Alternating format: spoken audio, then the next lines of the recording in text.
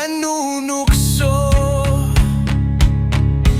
sa puwerto ng dilim.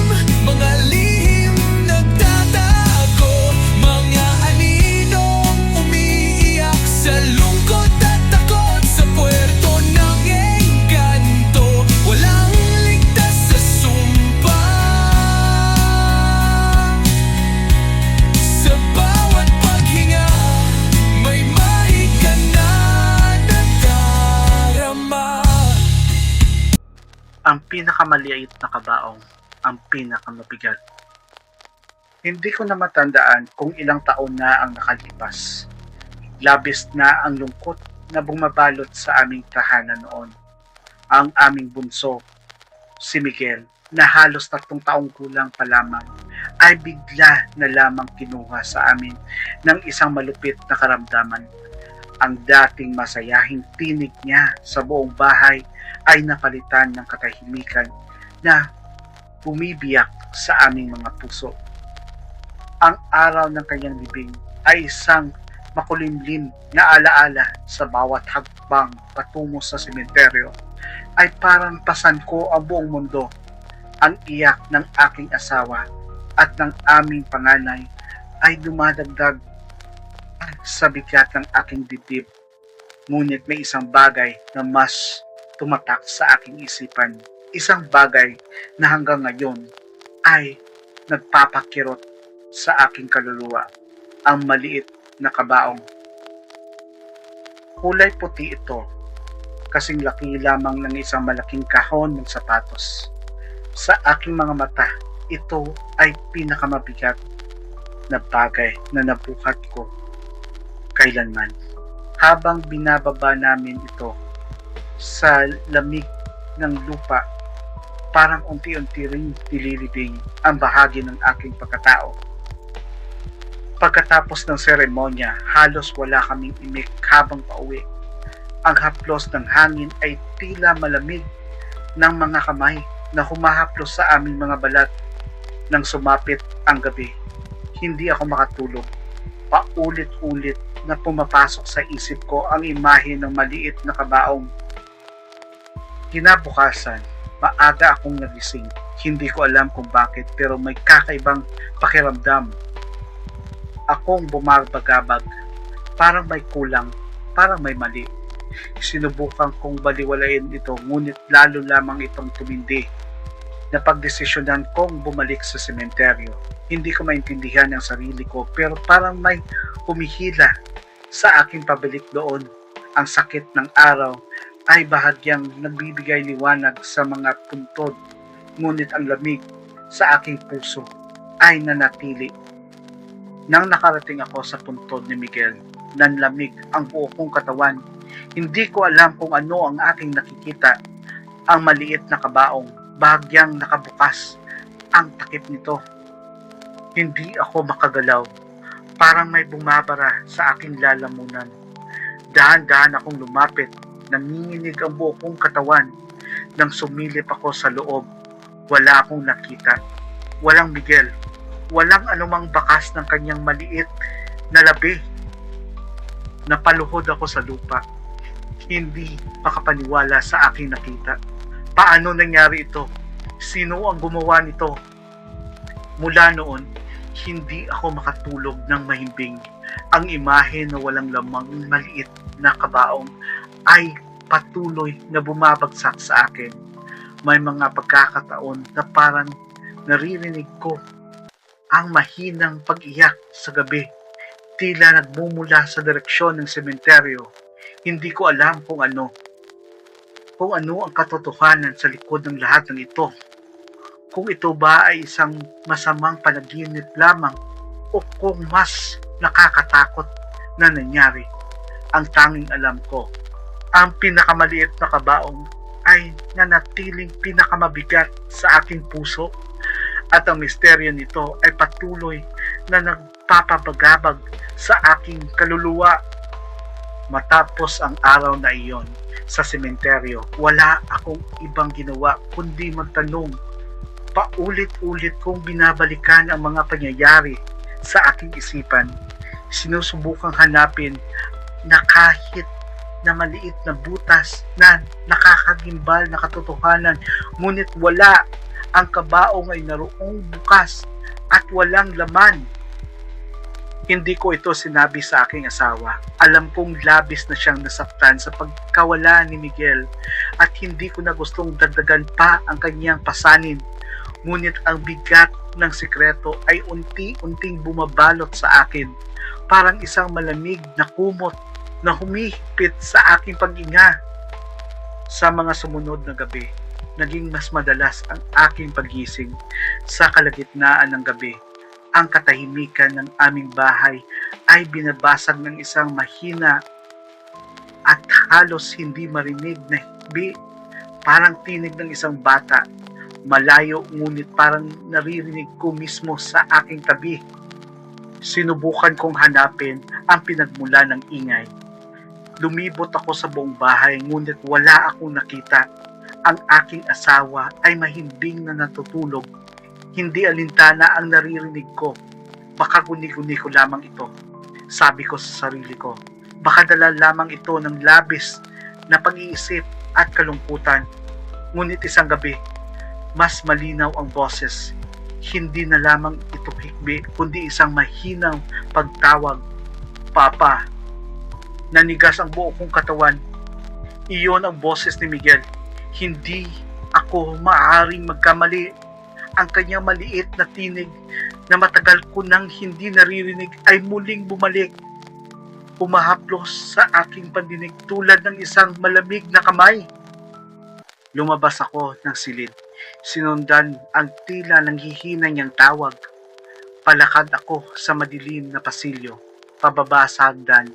Bawat hakbang ay mabigat, puno ng takot at pag-asa. Nang nakarating ako sa ibaba, tumigil ako. Ang pintuan namin sa likod na bahay na parating naming linalak bago matulog ay bahagyang nakabukas. Isang malamig na hangin ang umalik sa aking balat. Dala ang mahinang bulong. Papa, dito. Hindi ko mapigilan ang aking sarili. Dahan-dahan kong itinulak ang pintuan at palabas sa madilim na bakuran. Ang buwan ay nakatago sa likod ng makapal na ulap, kaya halos wala akong nakita. Ngunit ang boses, mas malapit na iyon ngayon. Miguel, bulong ko. Ang aking boses ay nanginginig. Walang sagot, ngunit naramdaman ko ang isang malamig na presensya sa aking likuran. Parang may maliit na kamay na humahawak sa aking binti. Dahan-dahan akong lumingon sa gitna ng dilim. Isang maliit na figura ang nakatayo. Hindi ko maaninag ang kanyang mukha, ngunit alam ko siya iyon. Ang kanyang tangkad, ang kanyang anyo, si Miguel. Miguel, anak ko, halos pabulong kong sabi. Ang figura ay hindi sumagot. Nananatili lamang itong nakatayo roon. Ang kanyang ulo ay bahagyang nakayuko, ngunit naramdaman ko ang kanyang titig. Nakatitig sa akin sa kabila ng dilim. Biglang nagsimula itong gumalaw. Dahan-dahan itong tumalikod at nagsimulang maglakad patayo patungo sa kadiliman ng aming hardin.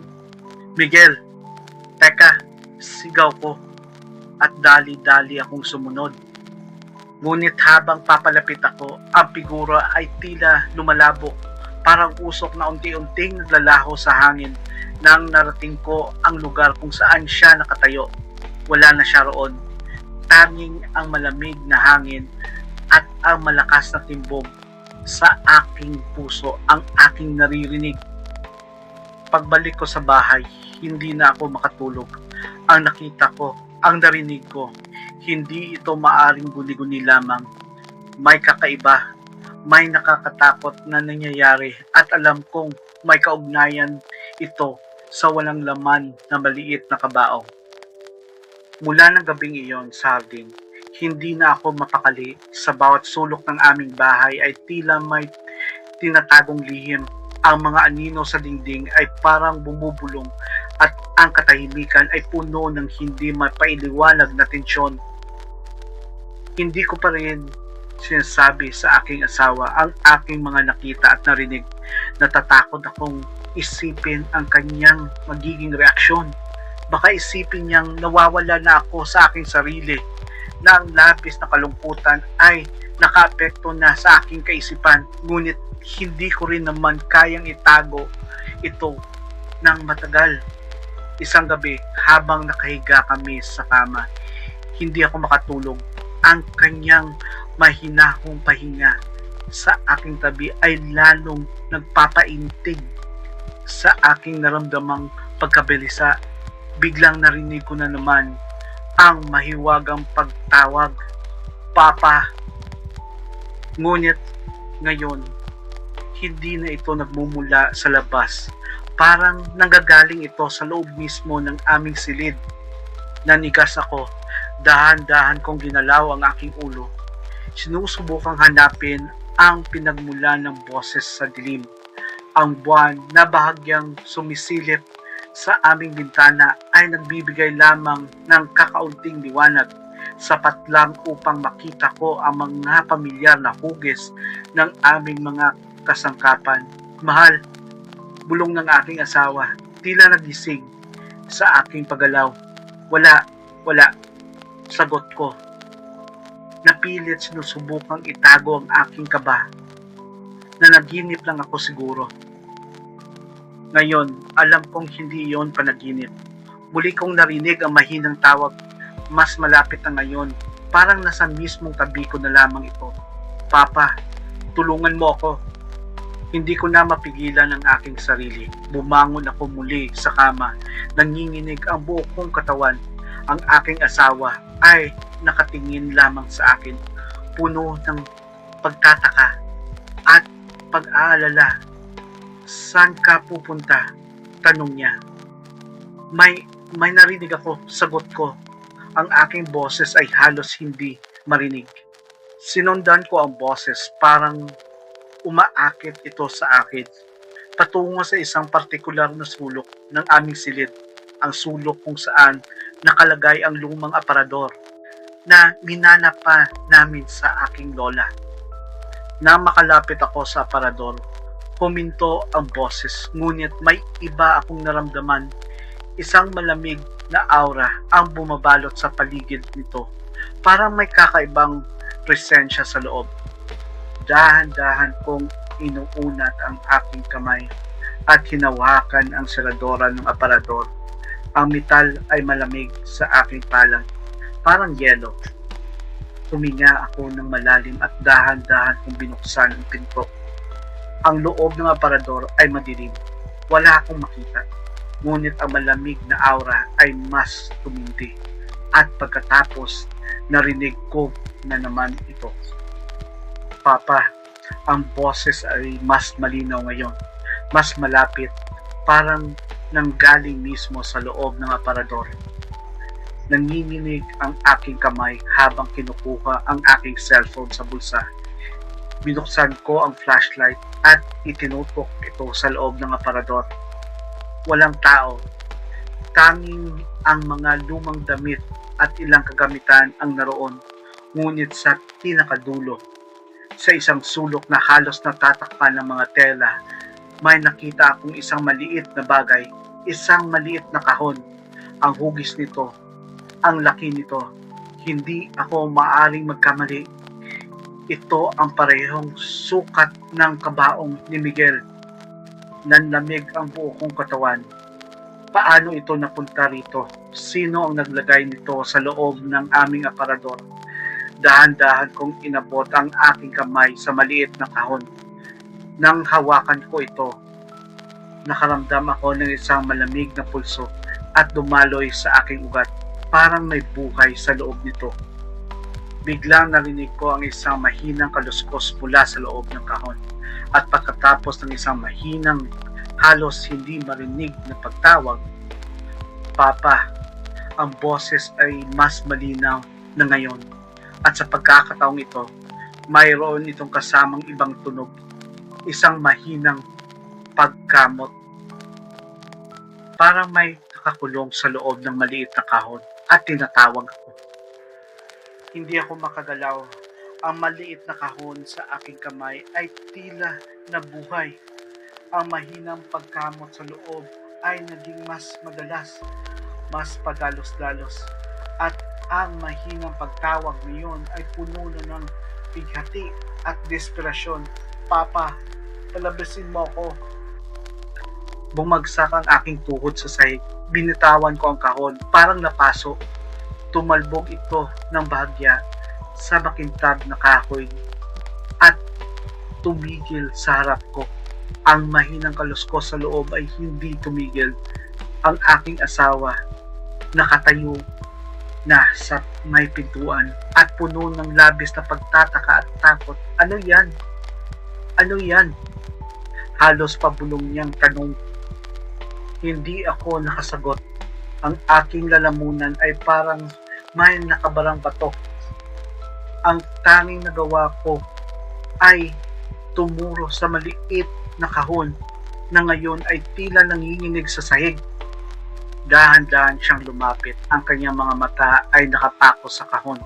Nang makalapit siya, narinig din niya ito, ang mahinang pagkamot, ang hinaing na bumubulong ng papa. Hindi maaari. Nanghihina niyang sabi. Tinakpan ang kanyang bibig ng kanyang kamay. Bigla, ang pagkamot sa loob ng kahon ay huminto. Ang katahimikan ay bumalik. Mas nakakabingi kaysa sa kanina. Akala ko ay tapos na. Na marahil ay guni-guni lamang namin ang lahat. Ngunit pagkatapos, isang bagong tunog ang aming narinig. Isang mahinang paghinga. Parang may maliit na nilalang na humihinga sa loob ng kahon. Hindi ko kinaya ang takot. Dali-dali akong tumayo at lumayo sa kahon. Ang aking asawa ay nanatiling nakatayo roon. Parang pinako sa kinatatayuan niya. Hindi natin dapat ito binuksan. Bulong ko. Ang aking boses ay nanginginig. May mali dito. May labis na mali. Ngunit huli na ang lahat. Bigla, ang takip ng maliit na kahon ay nagsimulang gumalaw ng mag-isa. Dahan-dahan itong tumaas. Parang may hindi nakikitang kamay na nagbubukas nito. Kami ng aking asawa ay nanatiling nakatayo roon. Hindi makagalaw. Hindi makapaniwala sa aming nakikita. Nang tuluyan nang bumukas ang takip, isang malamig na hangin ang humiwa sa aming balat. Isang mabahong amoy ang bumulwak mula sa loob ng kahon. Amoy lupa at amoy nabubulok. At pagkatapos, nakita namin ito. Sa loob ng maliit na kahon, nakahigang isang maliit na figura. Ang kanyang balat ay maputla, halos kulay abo. Ang kanyang mga mata ay nakapikit, ngunit may kakaibang kapayapaan sa kanyang mukha. Si Miguel, ngunit may isang bagay na labis na nakakatakot. Ang kanyang maliit na kamay ay mahigpit na nakahawak sa isang bagay, isang maliit na laruan na paborito niya. At sa kanyang bibig, may bahagyang ngiti, isang ngiting hindi nararapat sa isang patay na bata, isang ngiting puno ng kasamaan. Biglang dumilat ang kanyang mga mata, wala itong buhay, puno ng itim, at tumingin ito ng diretso sa amin. Isang garalgal na tunog ang lumabas sa kanyang maliit na bibig. Hindi ito boses ni Miguel. Ito ay isang boses na puno ng sakit at galit ng demonyo. Hindi niyo ako dapat kinuha. Garalgal nitong sabi. Ang maliit nitong katawan ay nagsimulang manginig. Kami ng aking asawa ay napasigaw sa takot. Hindi namin alam kung ano ang aming nakikita. Ang aming anak, isang demonyo sa katauhan ng aming anak. Ang maliit na figura sa loob ng kahon ay nagsimulang bumangon. Ang kanyang maliit na kamay ay nakahawak sa laruan na unti-unting tumataas. Itinuturo kami. Magbabayad kayo. Ang garalgal na boses ay mas lumakas, puno ng puot.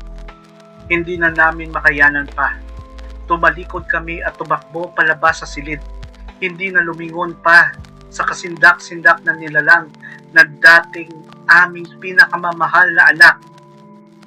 Tumakbo kami ng aking asawa, walang patutunguhan, tanging ang purong takot ang tumutulak sa aming mga paa, pababa ng hagdan, palabas ng aming tahanan, nang biglang naging isang lugar ng lagim. Ang malamig na hangin ng gabi ay tila humahabol sa amin, dala ang garalgal na tinig na patuloy na umalingaw-ngaw sa aming mga isipan. Magbabayad kayo. Hindi namin alam kung saan kami pupunta. Ang tanging nasa isip namin ay makalayo-layo sa kasindak-sindak na anyo ng aming anak. Tumakbo kami sa lansangan, pawisan at tumihingal para mga kriminal na tumakas sa kanilang krimen. Nang nakalayo na kami ng kaunti sa aming bahay, napahinto kami, kapwa halos hindi makahinga. Ang katahimikan ng gabi ay tila mas nakakatakot ngayon, puno ng pangamba na anumang sandali ay susulpot muli ang halimaw. Anong nangyayari? Ikbi ng aking asawa. Ang kanyang mukha ay puno ng luha at takot. Wala akong maisagot. Paano ko may paliwanag ang nakita namin? Ang aming patay na anak na buhay muli, ngunit puno ng kasamaan. Hindi ito maaaring mangyari. Ngunit nakita namin ito. Pareho naming nakita. Napagdesisyonan naming pumunta sa bahay ng aming matandang kapitbahay, si Aling Marta. Siya ang pinakamatanda sa aming lugar at kilala sa kanyang kaalaman sa mga kakaiba at hindi mapailiwanag na bagay. Baka sakaling may alam siya tungkol dito. Kumatok kami sa kanyang pintuan na halos mag-uumaga na. Matagal bago niya ito binuksan at ang kanyang mukha ay puno ng pagtataka nang nakita kaming dalawa sa kanyang pintuan na halos hindi na makatayo. Ikwenento namin sa kanya ang lahat. Ang pagkawala ni Miguel na walang laman ang kabaong, ang mahinang pagtawag at ang kasindak-sindak na nilalang na aming nakita sa loob ng maliit na kahon. Habang kami ay nagkukwento, ang kanyang mukha ay unti-unting napuno ng pag-aalala at takot. Nang matapos kami, matagal siyang nanahim. Ang kanyang mga mata ay nakatingin sa kawalan. Sa wakas, huminga siya ng malalim at nagsalita. Mayroon akong naririnig na mga kwento noon pa man. Sabi nila, ang kanyang boses ay mahina ngunit puno ng bigat. Mga kwento tungkol sa mga batang hindi matahimik, mga batang may hindi natapos na layunin sa mundo. Minsan, kung hindi maayos ang kanilang paglilibing o kung mayroon silang labis na hinanakit, maaari silang bumalik, ngunit hindi sa ganitong paraan.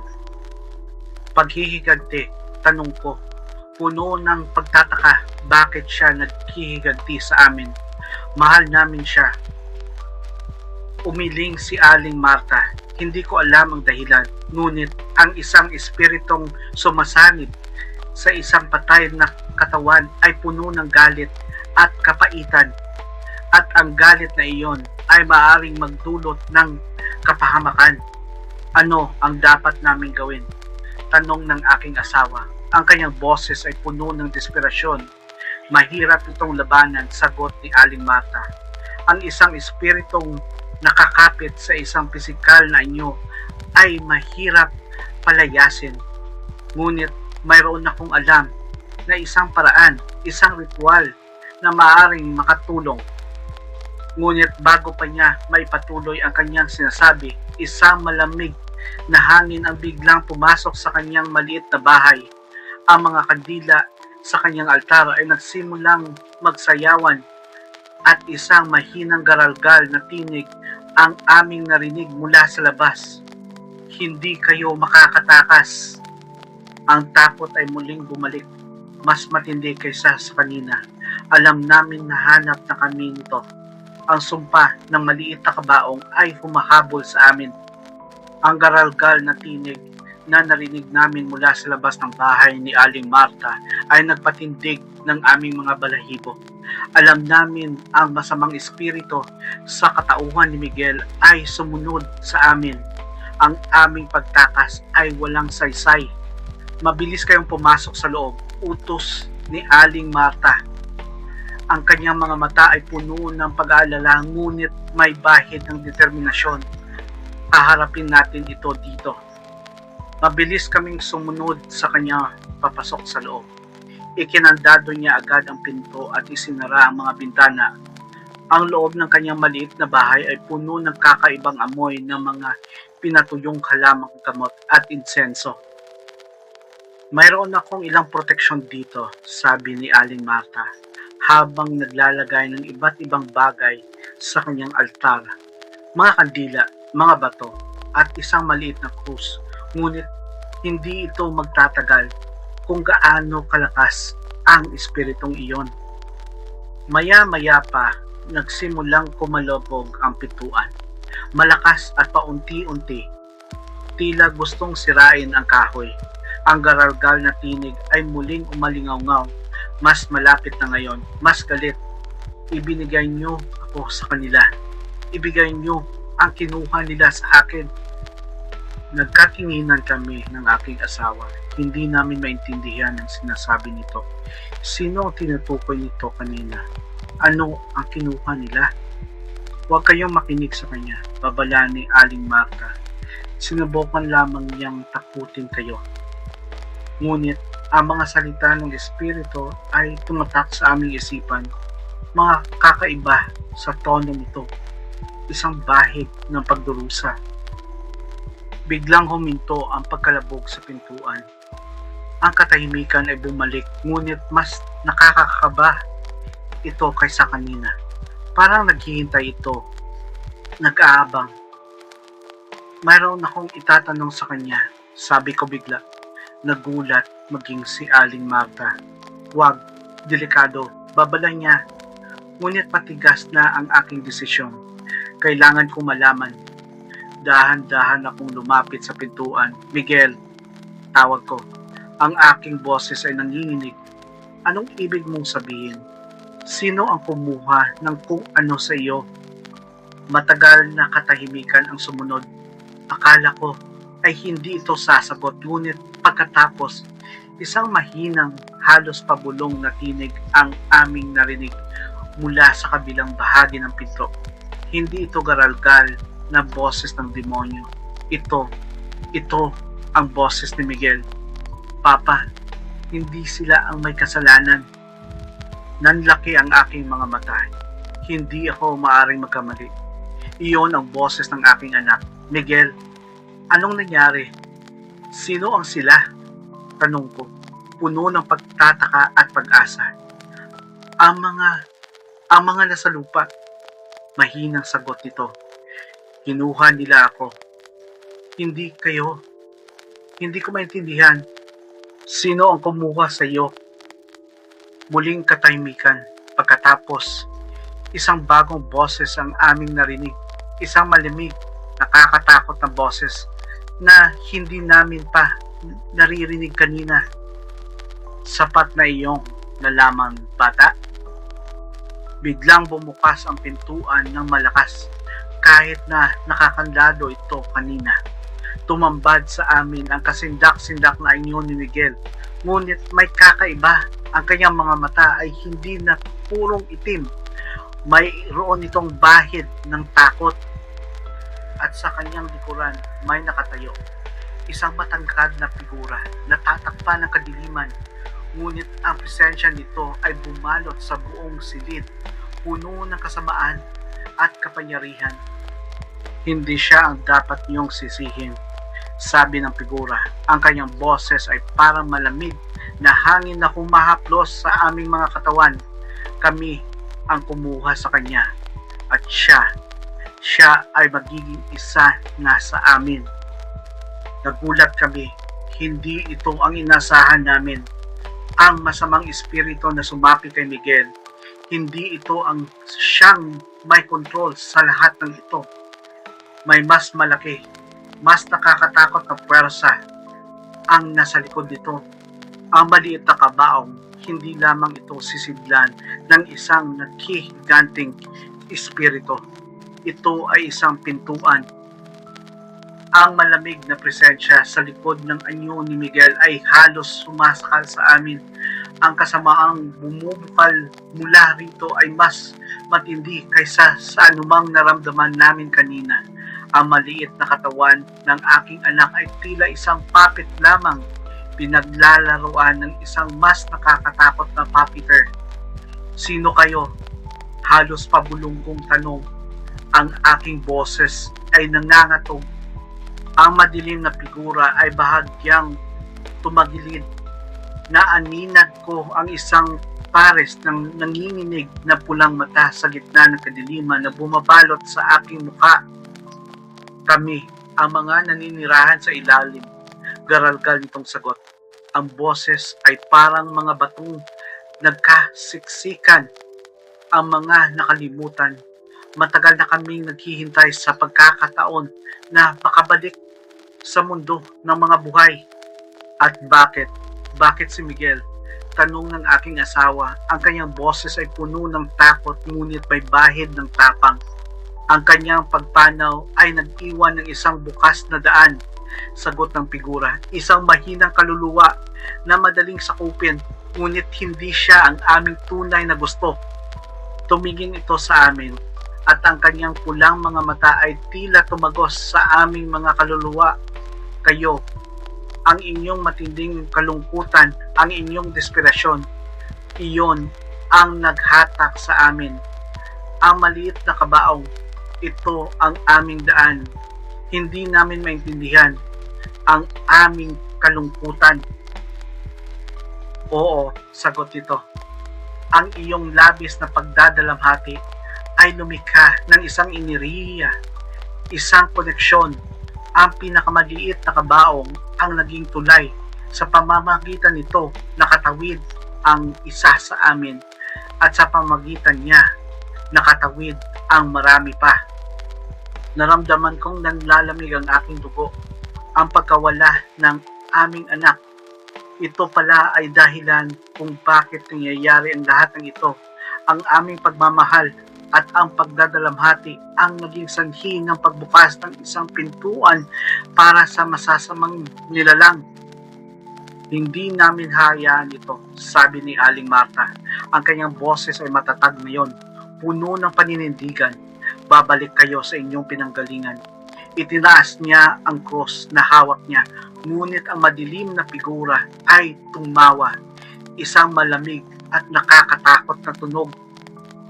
Ang inyong mga simbolo ay walang saysay dito, matandang babae.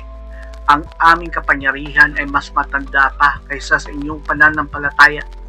Bigla, ang anyo ni Miguel ay gumalaw. Ang kanyang maliit na kamay ay umangat. Hindi upang ituro kami, kundi upang hawakan ang kamay ng madilim na figura sa kanyang likuran. Hindi ko gusto ito, mahinang sabi ni Miguel. Ang kanyang boses ay puno ng paghihirap. Pabayaan niyo sila. Nagulat kami. May natitira pa palang bahagi ng kaluluwa ng aming anak sa loob ng nilalang na ito. Lumalaban siya. Ngunit ang madilim na figura ay humigpit ang hawak sa kanyang kamay. Tahimik, bata. Malapit na tayong maging mag-isa. Isang nakakasakit na tunog ang bumulwak mula sa bibig ni Miguel. Parang pinipiga ang kanyang puso. Ang kanyang maliit na katawan ay nagsimulang nanginig ng marahas. Mayroon pa tayong oras, sabi ni Aling Marta sa amin. Ang kanyang kaluluwa ay lumalaban pa. Kailangan nating sirain ang koneksyon. Paano? Tanong ko. Puno ng desperasyon. Tumingin si Aling Marta sa maliit na krus sa kanyang kamay. Ang pinagmulan ng kanilang pagtawid, ang maliit na kabaong. Kung masisira natin ito, maaaring maputol ang kanilang koneksyon sa ating mundo. Ngunit paano namin magagawa iyon? Ang kabaong ay nasa loob ng aming bahay, kasama ang nilalang na ito. Bigla, isang detalye ang pumasok sa aking isipan. Ang laruan, ang paboritong laruan ni Miguel na mahigpit niyang hawak sa loob ng kabaong. Maaring mayroon itong kahalagahan. Ang laruan, sabi ko, hawak niya ang kanyang laruan. Baka mayroon itong kahulugan. Tumingin sa akin si Aling Marta. Ang kanyang mga mata ay puno ng pag-asa. Maaari, ang mga bagay na mahalaga sa isang bata ay maaaring magkaroon ng malakas na enerhiya. Ngunit paano natin makukuha ang laruan? Paano namin lalapitan sa nilalang na iyon? Ang madilim na figura ay tila nakaramdam ng aming pag-uusap. Ang kanyang pulang mga mata ay tumalim. Sinusubukan niyo kaming pigilan? Hindi niyo maintindihan ang aming kapangyarihan. Itinaas nito ang isang kamay at ang hangin sa paligid namin ay biglang lumamig. Ang mga anino sa silid ay tila humahaba at bumabalot sa amin. Alam namin, oras na para gumawa ng isang bagay. Ang kaluluwa ng aking anak ay makikipaglaban pa. Hindi namin siya maaaring biguin. Ang malamig na hangin ay bumalot sa silid, ay tila humihigop sa aming mga lakas. Ang madilim na figura ay nagtaas ng kamay. At ang mga anino ay nagsimulang gumalaw, parang mga buhay na nilalang na gustong pumila sa amin sa kawalan. Ngunit hindi kami nagpatinag. Ang determinasyon na iligtas si Miguel at pigilan ang masasamang nilalang ay mas matindi kaysa sa aming mga takot. Kailangan natin makuha ang laruan, sabi ko sa aking asawa. Ang aking boses ay halos isang bulong. Baka iyon ang susi. Tumango siya. Ang kanyang mga mata ay puno ng paninindigan. Alam namin ito, ang aming tanging pag-asa. Dahan-dahan kaming sumulong. Lumapit sa anyo ni Miguel at sa madilim na figura sa kanyang likuran. Sinubukan kaming pigilan ng mga gumagalaw na anino. Umahawak sa aming mga braso at binti.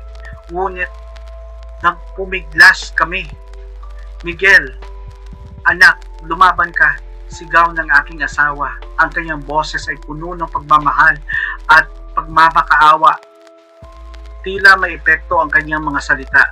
Ang maliit na katawan ni Miguel ay bahagyang nanginig at ang kanyang mahigpit na pagkahawak sa laruan ay tila lumuwag. Sa isang mabilis na pagkilos, sumugod ako pasulong.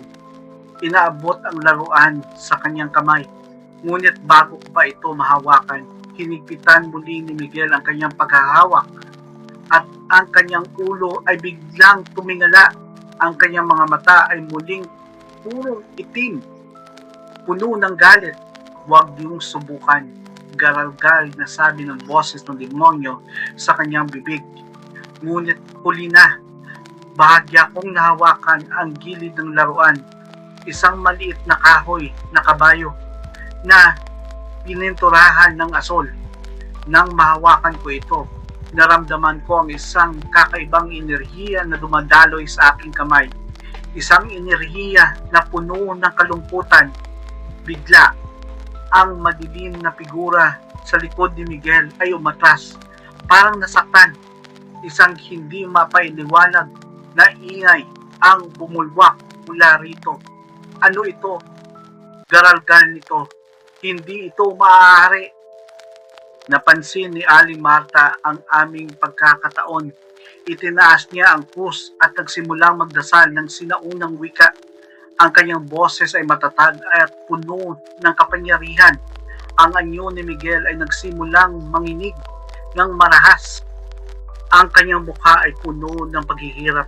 Tila naglalaban ng dalawang pwersa sa loob niya. Ang boses na lumabas sa bibig ni Miguel ay hindi na ang garalgal na tinig ng demonyo. Hindi rin ang nanghihinang boses ng aking anak. Ito ay isang boses ng hindi namin pa narinig. Isang boses ng isang matandang babae, puno ng sakit at hinanakit. Bakit niyo ako ginawa nito? Sabi ng boses, bakit niyo ako nilibing ng buhay? Nagkatinginan kami. Inilibing ng buhay? Sino? Bago pa namin ito mapagtanto, ang madilim na figura ay sumugod pasulong. Gustong agawin ang laruan sa aking kamay, ngunit nang mahawakan nito ang aking braso, isang maliwanag na liwanag ang bumulwak mula sa kahoy na kabayo. Ang figura ay umungol sa sakit at tumatras. Ang kanyang anyo ay nagsimulang maglaho, parang usok na tinatangay ng hangin. Ang anyo ni Miguel ay bumagsak sa sahig. Dali-dali kaming lumapit sa kanya. Ang kanyang mata ay nakapikit at ang kanyang maliit na katawan ay hindi na nanginginig. Nang hawakan ko ang kanyang pulso, wala akong maramdaman. Si Miguel, patay na muli. Ngunit ang laruan sa kanyang kamay, nang hawakan ko ito, naramdaman ko ang isang mahinang pulso. Hindi kay Miguel, sa laruan mismo. Binuksan ko ang maliit na kahoy na kabayo. Sa loob nito, may nakatagong isang maliit na buto. Isang buto ng daliri ng tao. At nang hawakan ko ito, isang malinaw na tinig ang bumulong sa aking isipan. Isang tinig ng isang matandang babae na puno ng pait at galit. Ako si Isabel. Inilibing nila ako ng buhay sa kabaong ng batang iyan. At ngayon, kayo ang magbabayad sa kanilang kasalanan. Ang masamang espiritu na sumapit kay Miguel, hindi ito isang demonyo. Ito ang galit na isang babaeng nilibing ng buhay na gumamit sa katawan ng aking anak bilang kanyang paraan upang makapaghiganti. At ngayon, ang kanyang galit ay nakatuon sa amin. Ang maliit na kabaong, hindi lamang ito pintuan, ito ay isang libingan na hindi dapat binuksan.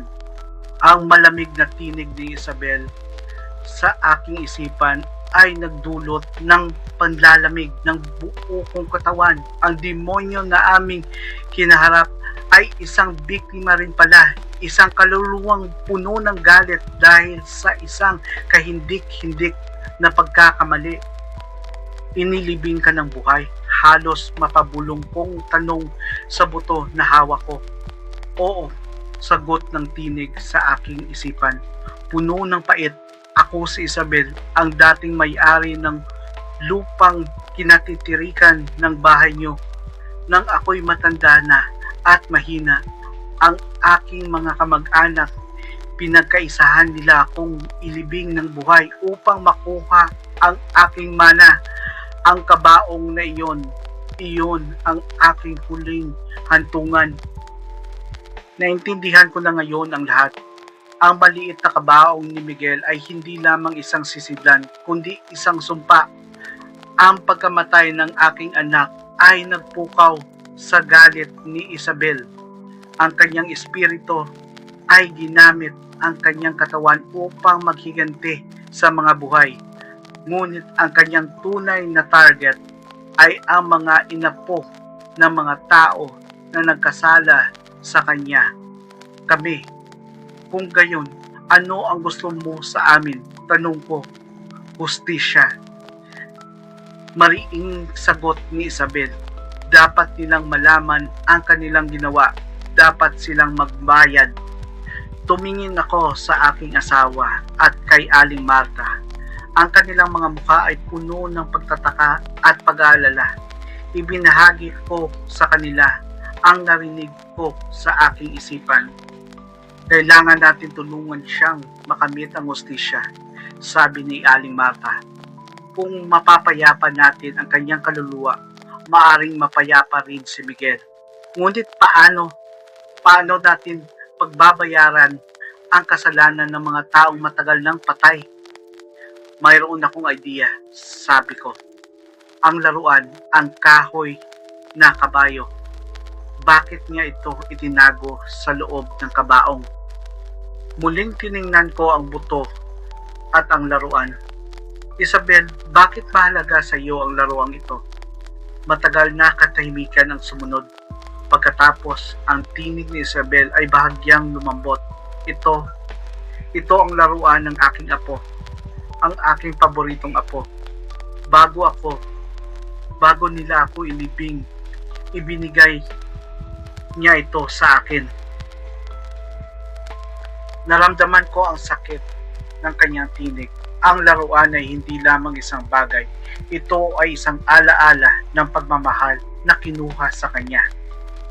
Kung ibabalik naman ang laruan sa kanyang libingan, mapapayapa ka ba? Tanong ko. Matagal bago siya sumagot. Marahil. Nagdesisyon kami. Kinakailangan naming hanapin ang libingan ni Isabel at ibalik ang laruan ng kanyang apo. Ayon kay Aling Marta, bantay sa mga lumang kwento, ang orihinal na sementeryo ng aming bayan ay matagal nang inabandona at natatakpan ng mga bagong gusali. Ngunit may isang maliit na bahagi nito na nakatago pa sa kakahuyan sa labas ng bayan. Gamit ang kaalaman ni Aling Marta, naglakbay kami patungo sa liblib ng lugar na iyon. Natagpuan namin isang masukal na lugar, puno ng lumang lapida at nabubulok. Matagal kaming naghanap bago namin matagpuan ang isang lapida na halos natatakpan na ng lumok. Nakaukit dito ang isang pangalang Isabel. Maingat kong inilagay ang kahoy na kabayo sa ibabaw ng lapida.